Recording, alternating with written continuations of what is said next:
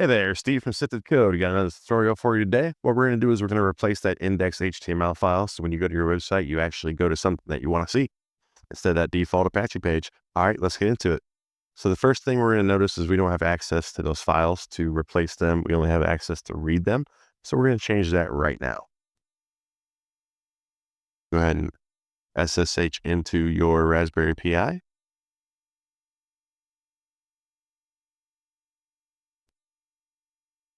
Then once we're in, we're just going to do sudo chmod -R 777. We're going to give permission to the var directory. Now, once that's done, we can go ahead and launch our WinSCP. Go ahead and log into that as well.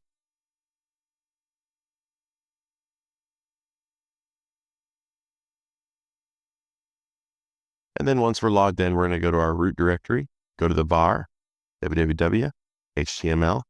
I'm going to rename this because I don't really want to use the file that I'm going to use. And you'll see why in just a second. All right, so I'll rename that. And now I'm going to go to my downloads folder where I created an index page. You simply move that over and that's it. You're done. Now you can go ahead and test that. All right, for testing, we're going to go to our browser, go ahead and type your website. And as you can tell, this is not really the index file I'm going to want to use for my website, but that is how you replace your index.html file.